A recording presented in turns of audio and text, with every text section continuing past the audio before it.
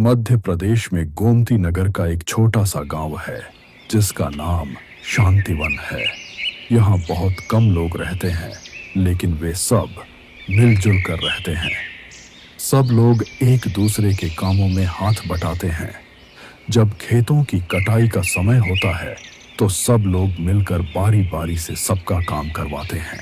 गांव में अधिकतर घर मिट्टी के बने हैं और केवल कुछ ही मकान पक्के हैं। यहाँ की सड़कें भी मिट्टी की बनी हैं और घरों के बीच थोड़ी दूरी है।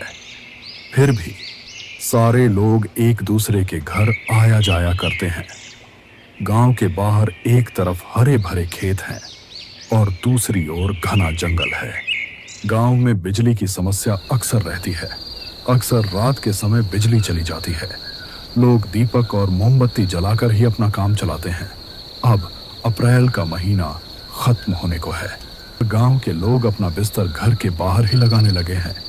बिजली चले जाने पर गांव के लोग अक्सर इकट्ठा होकर एक दूसरे से बातें करते हुए अपनी किस्से कहानियां सुनाते हैं। आज शाम को फिर से गांव की बिजली चली गई है। गांव के 3 दोस्त राहुल, अमित और गौरव गांव के बड़े बरगद के पेड़ के नीचे बैठकर बातें कर रहे थे। अरे यार, ये तो रोज का नाटक हो गया। शाम होते ही बत्ती गुल हो जाती है। हाँ, तुमने एकदम सही बात कही। लेकिन यह क्या, विक्रम चाचा तो अभी तक आए नहीं। विक्रम चाचा से शाम को कहानी सुने बिना कोई मजा ही नहीं आता यार। अरे क्या बोल रहे हो गौरव, वह कोई कहानी नहीं, सब सच्ची घटनाएं हैं। हाँ भाई, बिल्कुल सही कहा। अरे छोड़ो यार, मुझे तो नहीं लगता कि कोई सच्ची घटनाएं हैं। अरे भाई, इस दुनिया में आंखों के सामने जो दिखता है उसके बाहर भी बहुत कुछ होता है। ये शायद विश्वास नहीं करता, इसलिए ये सब कह रहा है। तभी कुछ दूर से विक्रम चाचा आते हुए दिखे।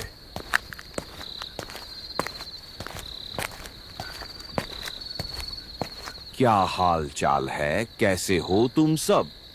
बैठिए बैठिए ना, हम आपकी ही बातें कर रहे थे।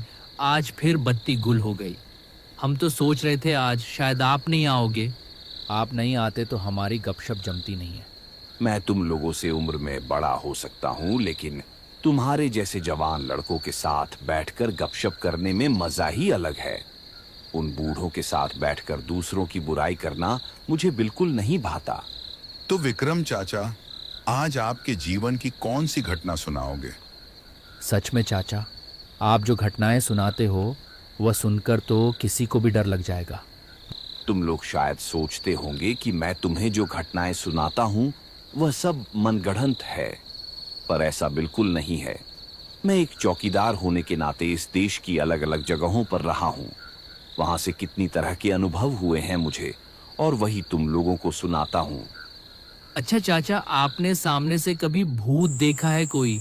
विक्रम चाचा, आज ना अपनी आंखों से देखा कोई भूत का किस्सा सुनाऊं। चलो, आज मैं तुम्हें अपने जीवन में हुई एक घटना के बारे में बताता हूँ। ये उन समय की बात है जब मैं जवान हुआ करता था। घनघोर बारिश का समय था। एक शाम मैं अपने मित्र सुशांत के घर पर घूमने को निकला था। रास्ते में जोरदार बारिश होने लगी। मुझे आशा नहीं थी कि इतनी जोरदार बारिश होने लगेगी। बारिश बहुत तेज थी। मेरे पैरों के नीचे की मिट्टी बहुत गीली हो चुकी थी। पैर आगे ही नहीं बढ़ पा रहे थे, मिट्टी में धंसे जा रहे थे।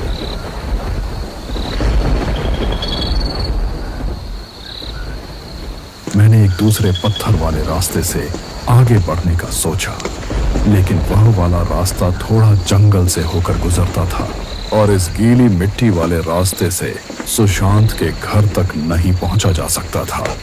तो मैंने मजबूत वाले रास्ते से ही चलना उचित समझा। मैंने आगे बढ़ना शुरू किया। ज्यादा बारिश होने की वजह से अंधेरा छा गया था। रास्ते पर केवल बारिश की आवाज और चारों तरफ खामोशी छाई हुई थी। रास्ता बिल्कुल सुनसान हो गया था। कुछ कीटों की किटकिट की आवाजें आ रही थी। वह रास्ते को और भयानक बना रही थी। पर यह तो गांव में अक्सर होता ही रहता है, इसमें कोई बड़ी बात नहीं। बारिश अब बहुत ज्यादा बढ़ चुकी थी। मैंने कहीं जगह देखकर रुकने का फैसला किया। सामने मुझे एक पुरानी घास की झोपड़ी दिखी। मैं उस झोपड़ी के नीचे आकर खड़ा हो गया। बारिश बहुत तेज हो चुकी थी। बादल बहुत जोरों से गरज रहे थे।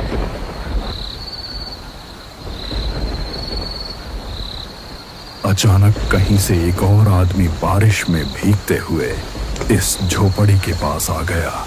अंधेरे में उसे ठीक से देख नहीं पाया। अरे बोलिए मत, इस बारिश में तो निकलना ही ठीक नहीं रहा। बुरा हाल हो गया है मेरा। तो आप कहाँ जा रहे थे?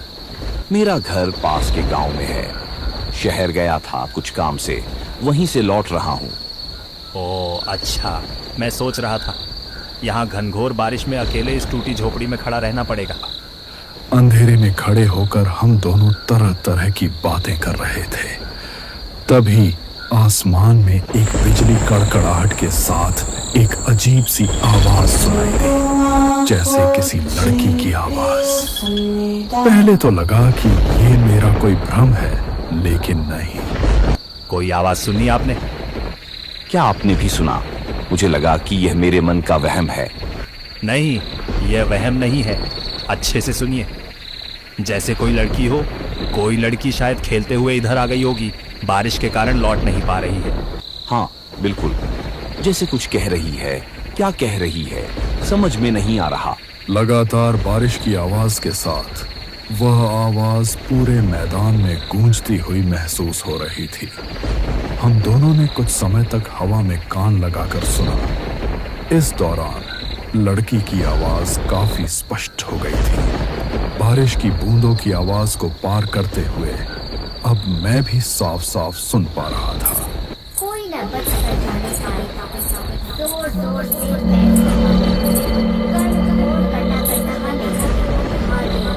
आवाज धीरे धीरे पास आ रही थी। वह आदमी थोड़ा बेचैन हो गया। एक बार जाकर देखते हैं, शायद खतरे में है।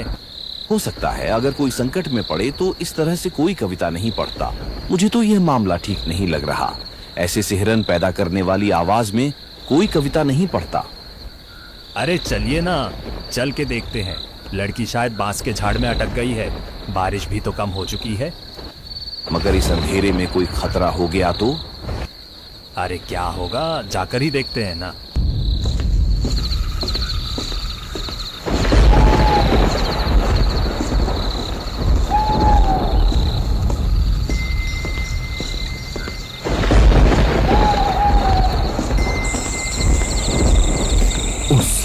टूटी फूटी झोपड़ी के सामने ही घना बांस का जंगल लगा हुआ था।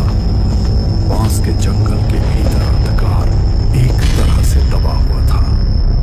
मुझे कहना नहीं चाहिए, मुझे बिल्कुल भी सिहरन महसूस नहीं हुई। देखिए, उधर से आ रही है ये आवाज। मैंने धीरे धीरे कदम बढ़ाना शुरू किया। बारिश की बूंदें तेज धार वाले चाकू की तरह लग रही थी।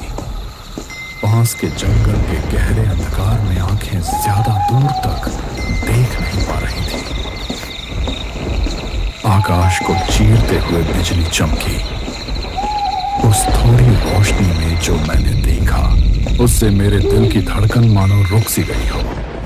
मैंने देखा कि पास के पेड़ों के बीच में एक छोटी लड़की खड़ी है। हवा में उसके बारिश में भीगे हुए बाल उड़ रहे थे और वह चुपचाप एक ही भाव में खड़ी थी। लेकिन यह दृश्य पल भर के लिए था।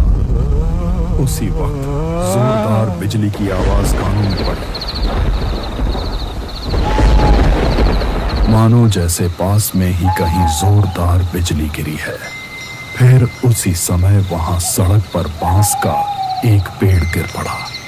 कविता की आवाज धीरे धीरे मेरी ओर ज्यादा करीब आ गई। लड़की के आसपास आ गए हैं लगता है। चलिए चलिए आगे बढ़िए। चलिए चले। मतलब कि आपने नहीं देखा वह छाया की तरह का रूप? छाया? किस तरह की छाया? वह अंधेरे में खड़ा था, आपने नहीं देखा।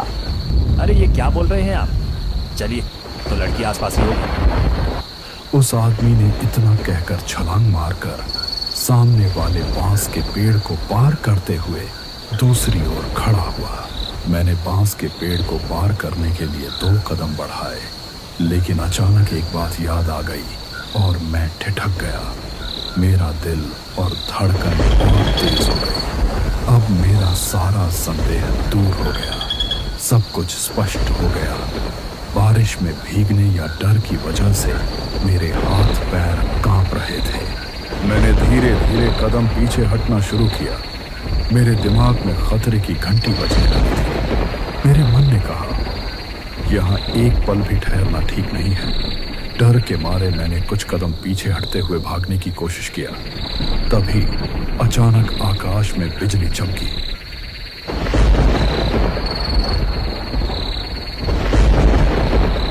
मैंने देखा वह आदमी टूटा हुआ बांस के पेड़ पर बैठा हुआ है।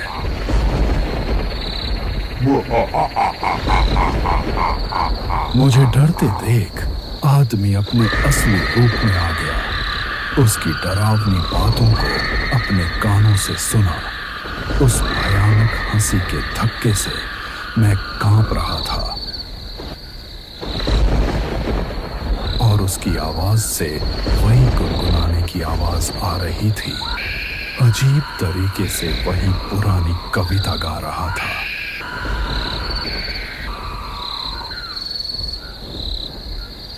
उसके बाद मैं वहां खड़े रहने का साहस नहीं कर पाया। बारिश में भीगते हुए मैं वहां से भाग गया। अगर उस रात को मैं थोड़ा और देर करता तो मैं आज यहाँ बैठकर तो तुम्हें ये कहानी सुनाता नहीं। लेकिन तब आप उस बांस को पार क्यों नहीं किया जब उसने कहा? अरे सुधीर बेटा, तुम नहीं जानते क्या, रात में बांस के झुंड के बीच अगर रास्ते पर कोई बांस गिरा हो तो उसे पार नहीं करना चाहिए। रात के समय बांस के झुंड में रहना बिल्कुल भी अच्छा नहीं होता। बांस के जंगलों में रात के समय क्या होता है, हमें बताओ। बांस के पेड़ का भूत रास्ते में बांस को फेंककर यात्री को संकेत देते हैं